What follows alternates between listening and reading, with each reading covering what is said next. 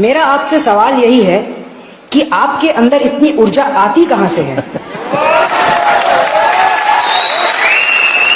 हमें पता है कि आप योगा करते हैं, लेकिन आप हमें यह बताएं कि यह ऊर्जा हम भी अपने लाइफ में यूज करके देश हित के लिए आगे हम यूज करके अपनी देश हित के लिए काम कर सकें आपकी यह ऊर्जा से।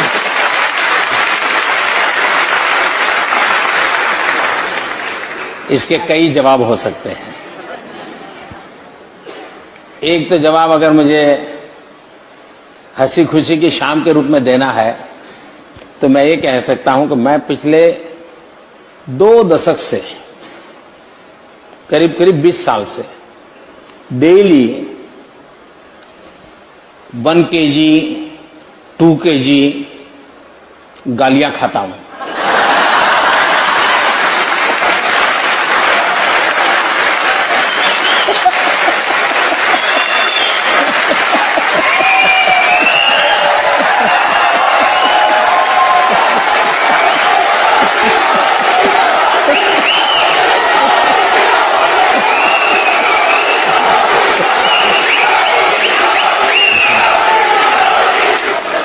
लेकिन सीधी सीधी बात मैं बताता हूं, सरल। एक पुरानी शायद घटना आपने सुनी होगी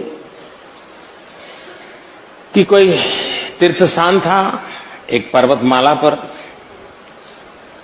और तराई के अंदर कोई संत महात्मा बैठे थे, और एक 8 साल की बच्ची अपने 3 साल की उम्र के भाई को उठा करके उस पहाड़ी पर चढ़ रही थी।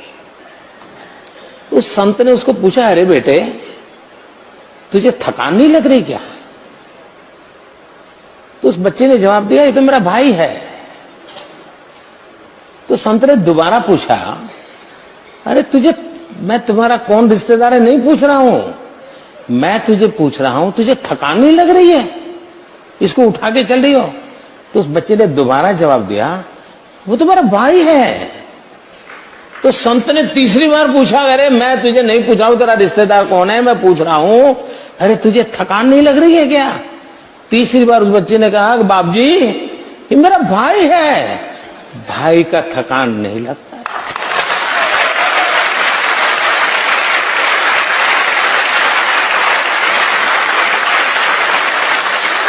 मेरे लिए 125 करोड़ देशवासी ये मेरा परिवार है।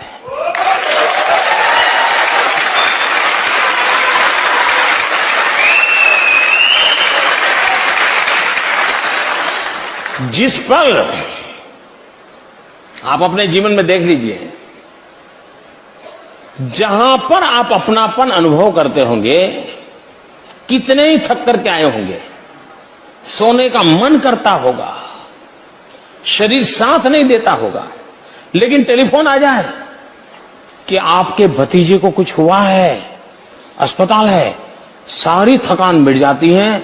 स्कूटर लेकर के आप भागते हैं, रात भर उसकी सेवा में लगे रहते हैं।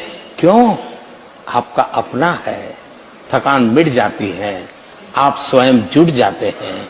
मेरी जिंदगी भी हर पल शरीर का धर्म करता ही है, लेकिन उसी पल मुझे ध्यान में कोई अपनों के लिए, कभी त्रिपुरा से कोई खबर, कभी केरल से कोई खबर, कभी दिल्ली से कोई खबर, तो फिर मन करता है, अरे उठो यार, चलो दौड़ो।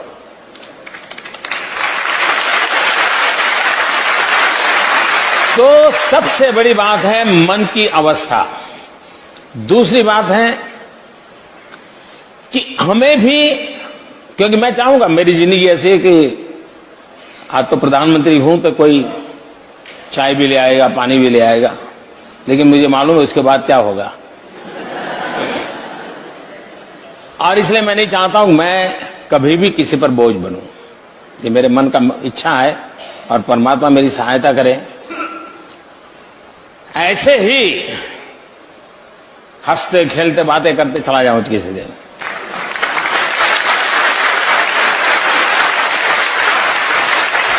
जिंदगी में किसी पर बोझ न बनूं, और इसलिए शरीर को जितना फिट रख सकता हूं, शरीर से जितना काम ले सकता हूं, जितने नियमों का पालन कर सकता हूं, जितना भी मैं सीख पाया हूं, उसको मैं जीने का प्रयास करता हूं। और मैं सभी नौजवानों से कहना चाहूंगा कि विरासत में बहुत कुछ मिल सकता है,